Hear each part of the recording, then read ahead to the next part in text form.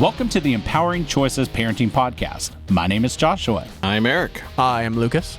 Eric and Lucas are licensed professional counselors. We have created an online community with a website and an app full of parenting resources and courses. Most importantly, all of this is centered around a private community where you can share your struggles with us and others. If you are interested in joining, please check out our website at empoweringchoices.community or search for our app in the App Store by searching Empowering Choices. For a small monthly fee, you receive everything I talked about and you help support the show. Plus, every time someone purchases a membership, we gift a membership on your behalf to someone who otherwise could not afford it. All right, now on with today's show. And today we're talking about another tool, the repeat socket. And I have just this terrible instinct to repeat everything I say throughout this entire podcast. It's going to be very repeating. And I'm going to have to squelch it for probably 90% of it. So why would you do that? Because it would be a really long podcast if I repeated everything that I said throughout the entire podcast. So why would you do that? Because it would be a really long podcast if I repeated everything that I said throughout the entire podcast. And why would you do that? Because it would be a really long podcast if I repeated everything I said throughout the entire podcast. Oh, okay. Yeah. Okay. Now, if that was frustrating for anyone, well, we should have gone on probably about 12 more times. Another 12 times. I think I would begin to be, Well, it goes to be able to show kind of the strength of the 3/16 repeat socket. And so this is another tool like the whisper socket to where you're in a power struggle and you feel like you're not going anywhere except further escalation, because it's another place where your child is so emotionally up there that being able to be reasoned with, it's just not an option. Mm-hmm. It's not helping. It's only making things worse. You see this a lot with grade school children, and when they're in that full mode of I just want to argue either to get something I want or get myself out of trouble in some way. And it's a tool that you can use that helps not to feed into the information that they can continue to grab onto and keep their emotions going. So let's say that the whisper socket just didn't quite work. The repeat socket is one that has a lot more, it has a different angle to it, so to speak. So let's just, to give a scenario, I had a parent and some kids that were in my office, and I was checking in with the parent, and the kids were in the playroom, which is, connected to my office, and we heard some crying, and so we went in there, and the older a sibling was standing over a younger sibling, and the younger sibling was on the floor crying. And the younger sibling said, she pushed me down, and so Dad brought the older sibling into the office, and he put her in a timeout area, and she continued to say, "Why am I in trouble? She shoved me first." And Dad explained, I only saw what I saw when I walked in there, and she said that you shoved her to the ground, so you're in here. But why am I in trouble? I shouldn't be in trouble.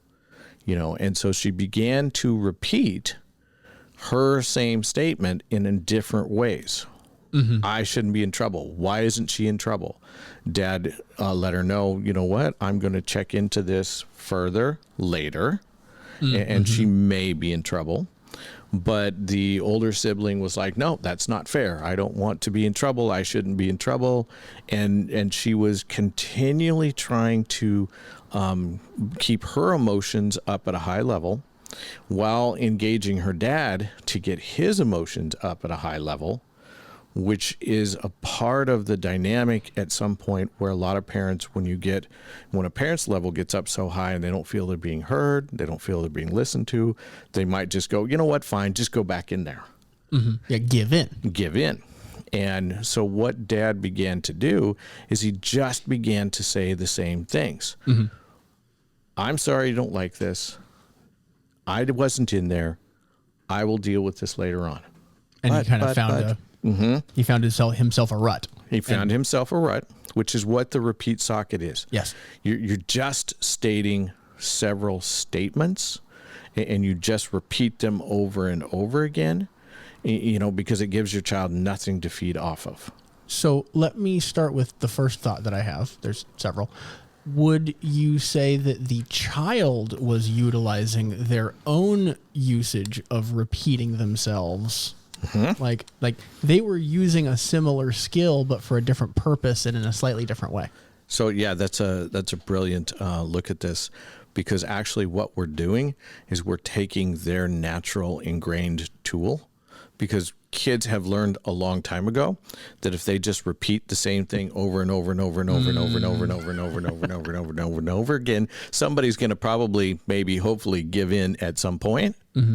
And what you're doing is you're taking that same tool and we're doing it, and so you're just making short, flat statements, as little emotion as you can. You're in timeout. I wasn't there. I will look at it later. And I think that the variation that's important is usually, this child, for example, she wasn't repeating the same statements verbatim. She was coming at it again in various ways. Different angles, different words. But with an emotional content that, as you said, she was trying to remain kind of emotionally activated. That's the word I was looking for. Yep. And as a parent, when you're trying to use this tool, you're trying to do the opposite of that. Exactly. You're in timeout. I'm sorry you don't like it. Very flat, as you said. Now, as long as the child remains in the area and remains safe that you want them to be in, then you can just continue to make that statement. Sure. If the child were to try to leave that area, if she would have tried to go back into the playroom, if she would have tried to go into other places, then you might flip in another socket at that point. But as long as the child is complying, she in this situation, was staying where her dad wanted her to, which she was. Now, granted, she was trying to climb up the wall because she was in between the wall and the bookcase. And so she was moving her arms and legs kind of on the wall and on the bookcase, but she wasn't putting herself in danger. She wasn't making it very high.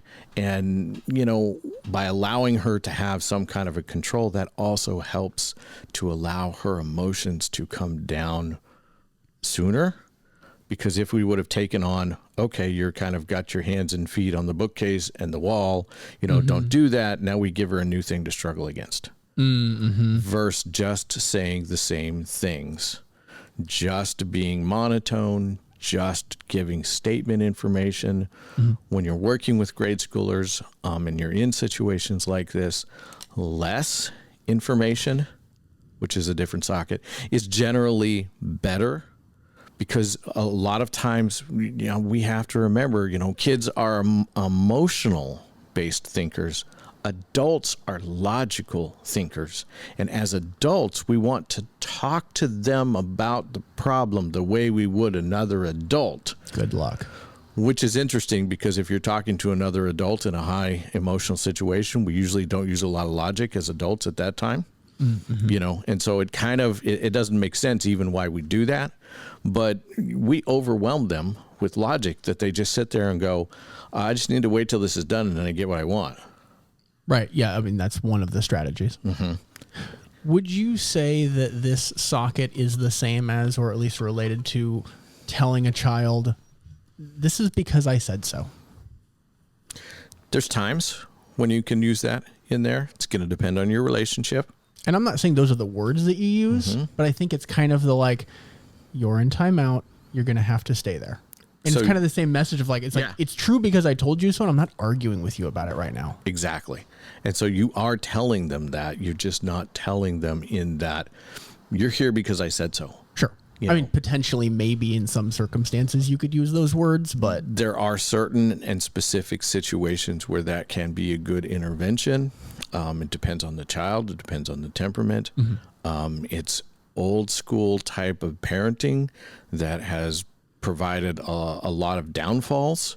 And so it's one of those things that you want to really kind of utilize on a very little basis, But you can do it the same. You can do the same thing just by using and repeating certain and specific things that you are saying. It's the same message of like, I'm not telling you why. It's you are in timeout. You are going to have to stay there for the next 5 minutes or whatever. Exactly. The message that you want to give is you're not in a state where you and I can really talk about this, which is different than you're just doing this because I said so, because that provides no future information or opportunity for information. Okay. Yeah. Whereas with this little girl, it's like, no, you're in timeout. I will sort this out later.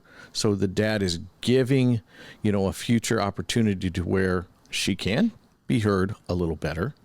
But he also needs to talk to the other 2 kids that were also in the room that are her siblings to see what they saw. And then he can be able to set one or both girls down together and talk about it. And either way, what he's telling her right now is, no, this is what I saw. This is not the time for it. So now you need to calm down. So it's like an advanced I told you so. It is. Because that's absolutely part of it. It's like, but. Right. It's like, you're going to sit there until you're calmer. That's kind of like the advanced, like, I'm doing this for a reason, and it's still because I said so. And yeah, you're just not saying all of those things. There's like, oh, what do you know? More things for them to latch onto. When I worked in a treatment center, one of the things that we would tell kids through adolescence when they were sent to the timeout room is when you are sitting on the bench, when you are sitting there calmly, then I will know you're ready to really be able to talk about this. And they're going in there not ready to talk about this. Right. But you're giving them the information as to when that is. And you may need to use the repeat socket between when they went in there and when they're ready by just saying the very same things. Why can't I come out? Why can't I go to this? Why can't I talk about this? When you're sitting down, when you're calm, that's how I know when we can talk about this. And you just use that statement over and over again. And the shorter, the better. Right? The shorter, the better. Teenagers, you can go a little longer, because you have to know your kid. You have to know your individual. You have to know which of these, if you give that to them in a really short, is going to insult them, or a really long is going to insult them. That's a good point. That too few words could come across as not helpful. And that's where the work, this is part of the reason why parenting is the toughest job in the world. It's a lot of work to be able to develop these types of foundations to where you know your kid, and you know your kid really, really well, to where you know what to say and what not to say, and you have the bond with them, you have the connection with them. I was able to do this in treatment centers to where I and there were several other workers who could do this, could walk into a room, and the toughest kids that were in there who might be completely out of control, just by us walking to the room, would completely gain control of themselves and sit down. Because you'd worked with them long enough that they're like, okay, something's going to happen anyway. I may as well begin to figure it out. What had happened is we had built the relationship with them. And so us going in there, because human beings are gonna do the wrong thing. Human beings, kids are gonna be naughty little kids sometimes.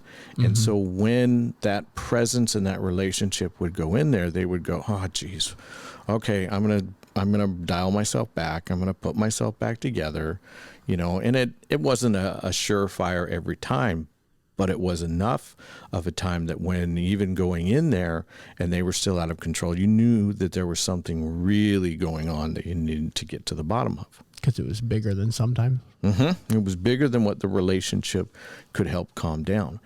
That can happen in a family just as well.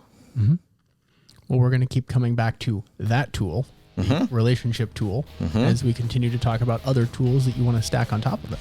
Exactly. You've been listening to the Empowering Choices Parenting Podcast. If you have enjoyed this show, we would encourage you to visit our website at empoweringchoices.community. For a small monthly fee, we offer a website full of parenting courses and resources. You also have the ability to connect with parents going through the same struggles you are in a safe and private environment. Every time you purchase a membership to our site, we give away a membership to a parent in financial need. Help yourself become a better parent while helping others gain access to important parenting materials by supporting our podcast. Check us out at empoweringchoices.community or in the App Store by searching Empowering Choices. We'll see you on our next episode.